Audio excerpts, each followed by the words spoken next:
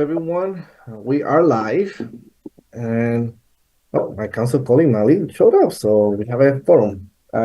So that's awesome. Good evening, everyone. Welcome to the February 18, 2025 Operations Management Budget and Government Accountability Committee meeting. I'm Councilman Amilcar Hernandez, and I am chair of this committee. This meeting is broadcasting live on HPA-TV's Xfinity Government Channel 96 and Frontier Government Channel 6032.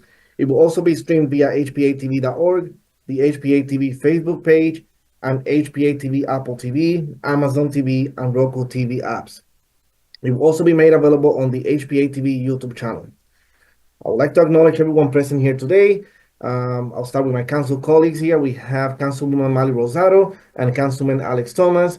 Also joining us, we have John Phillips, our city tax assessor.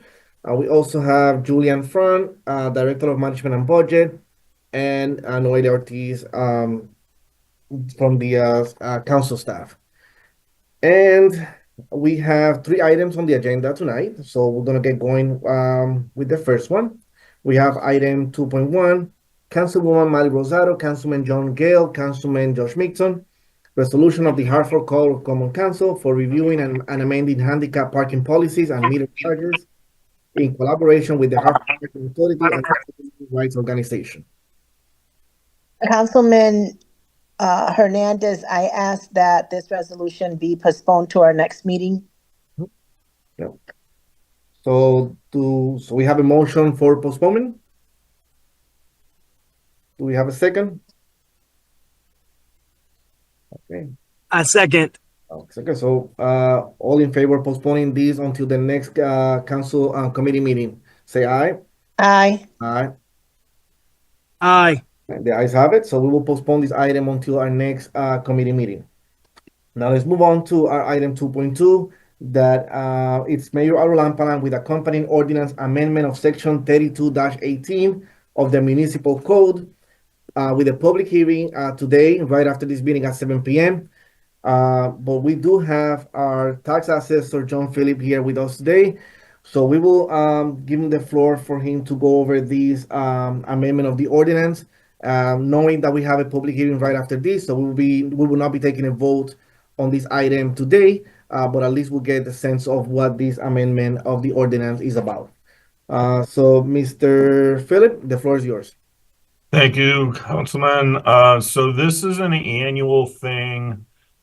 The ordinance for the local option elderly tax credit when it was originally written in the 80s, it spoke to a specific grand list year.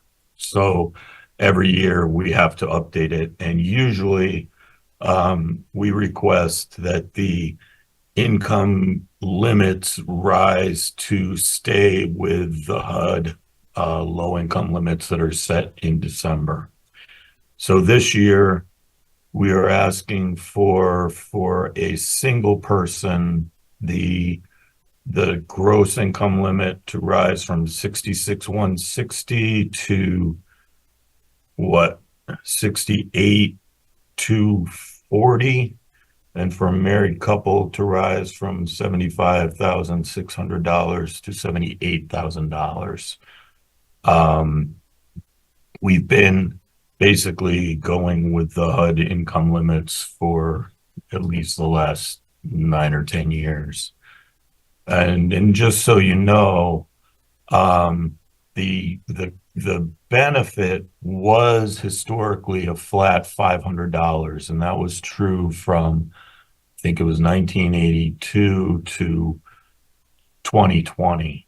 And in 2021, council raised the flat credit amount to $750, and in 2022, and still for 2023, and now recommended for 24, council raised the income threshold to, council raised the credit to $1,000 per person.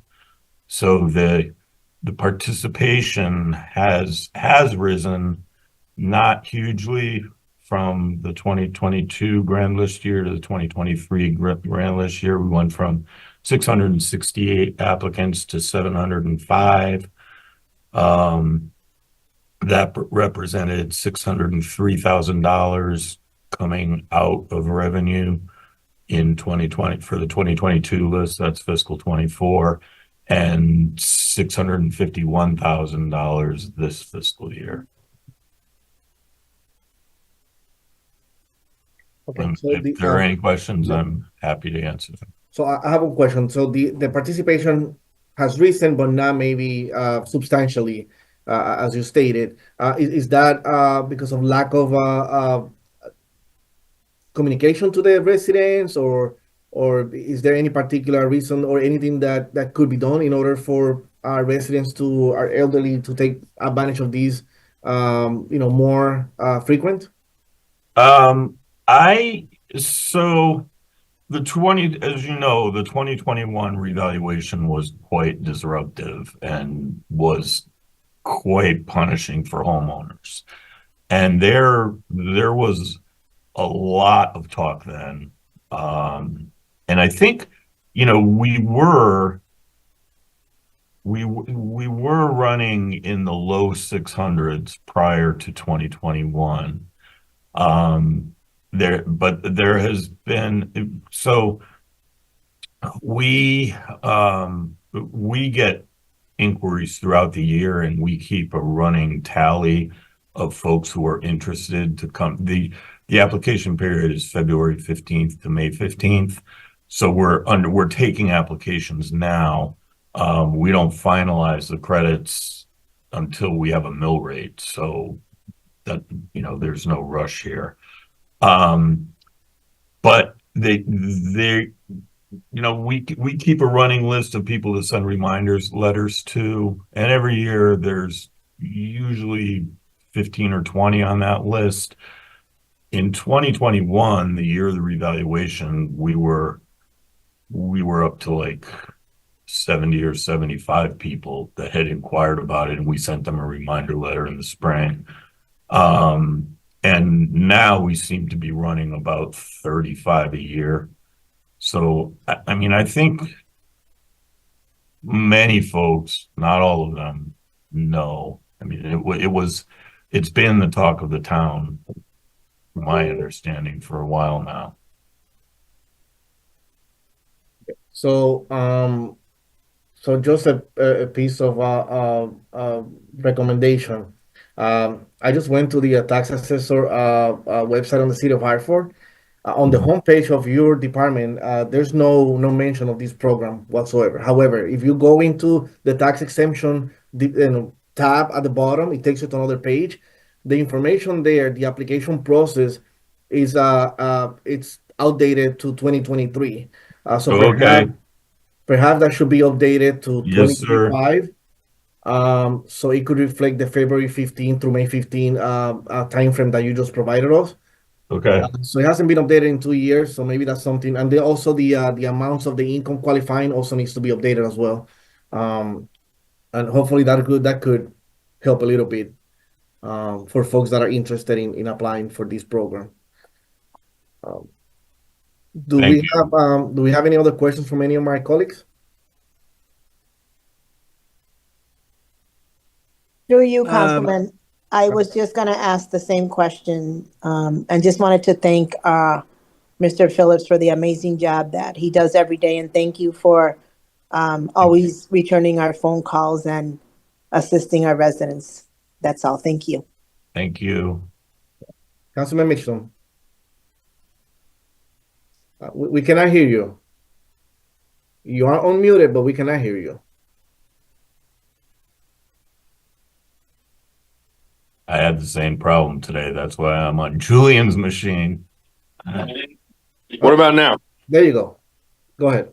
Yeah, I guess these headphones are not making it happen.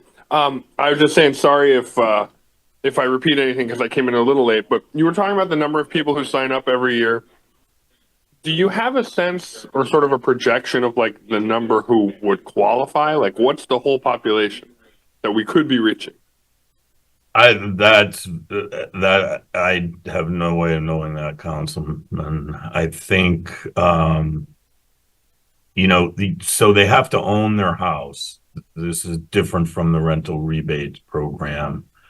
And there are a fair number of elderly homeowners who live in a multifamily house and either have tenants or have family living with them. I think most of those people qualify. Anybody who's not working, who's retired, probably would qualify. We do have a lot of them on multifamily properties, and you'll note the credit we have had starting with the 2011 grand list when the four families were removed by state law from the protection of the houses and put into the commercial class. Since their taxes were going up so much, then we put the credit higher for four family houses, and at the time we only had a handful that lived in those houses. Now I think we only have one left. But there are a fair number of these folks, the 705 from this year, that are in 2 or 3 family houses. I just, we have sent out, we haven't lately. Actually, next week, I'm going to the North End Senior Center to talk about this stuff. We have done that in the past. And we don't know people's ages on a deed. So we have in the past, tried to match up our motor vehicle list, which does contain a birthday, and say, hey, you may be eligible. That really didn't drum up too much. So I honestly don't know how to answer your question. No, that's fair. I didn't know if it was answerable or if there was a way, but it just occurred to me that I was curious. Yeah. And yeah, understood. Anyone else from council?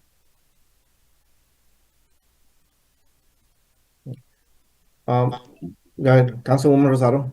I'd like to make a motion to send this. Well, we can't. We have a public hearing tonight, right? Yeah, so correct. let me ask you this: if we, don't have any oppositions from the public hearing tonight, and since Mr. Phillips has already given his presentation to this committee and tomorrow's agenda day, would you consider, Councilman, discharging this item from committee? 100%. This is a great program. 100%. Okay, thank you, Mr. Chair. All right. Do I entertain a motion for postponement? So moved. Second.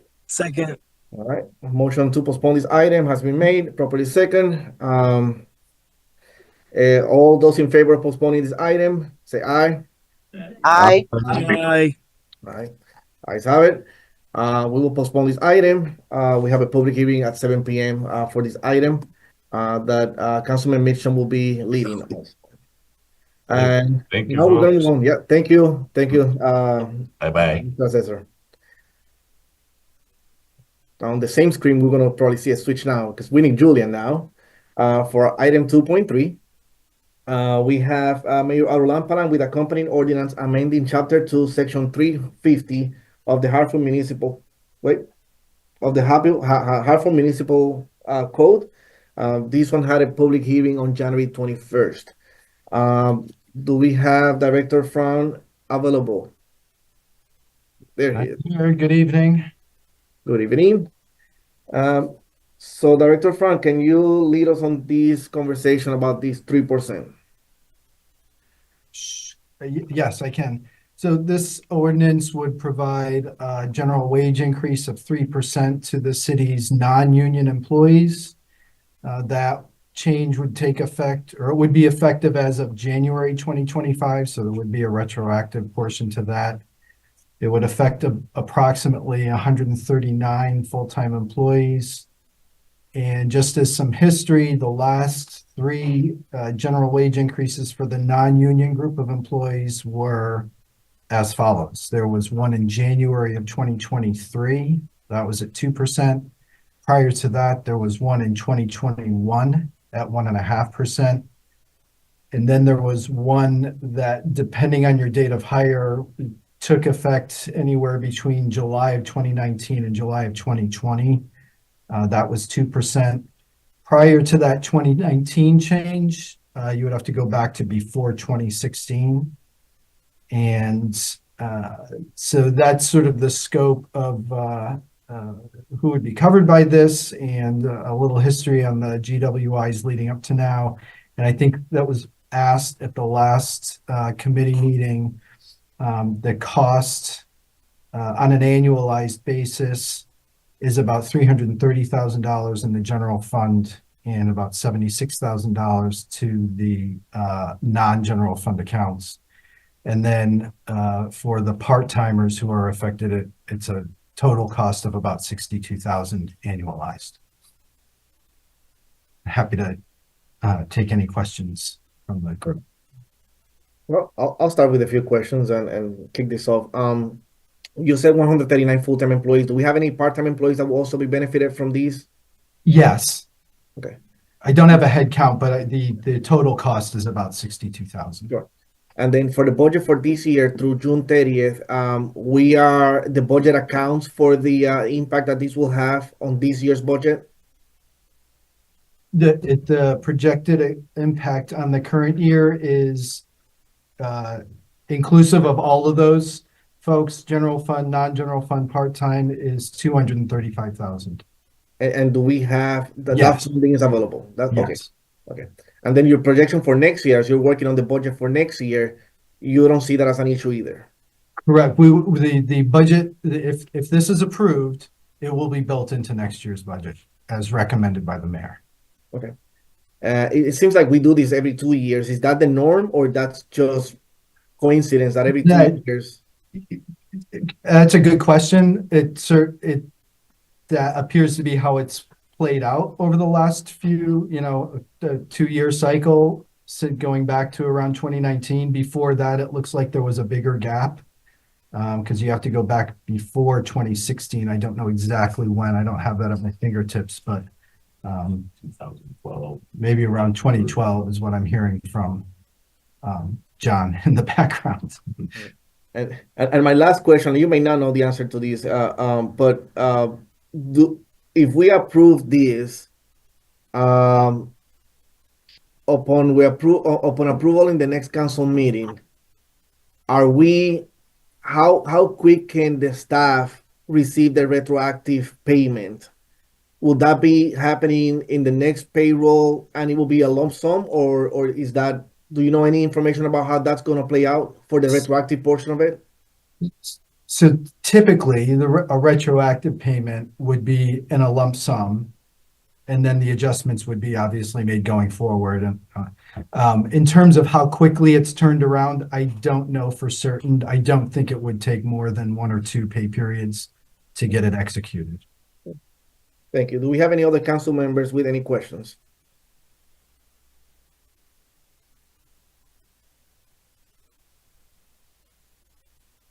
Okay. Any other questions? Councilwoman Rosado? Mr. Chair, I'd like to make a motion to refer this item back with a favorable recommendation to council. Second. Okay, motion has been made and properly second. Those in favor of sending this back with a favorable recommendation, say aye. Aye. Aye. Aye. Any opposed? Any abstain? Okay. Well, seeing none, we are sending this back to council with a favorable recommendation. Seeing that this is the last item on the agenda, I thank everyone for participating and being here with us tonight. Thank you very much. See you guys next time. Thank you very much. Thank you. Good night. Night.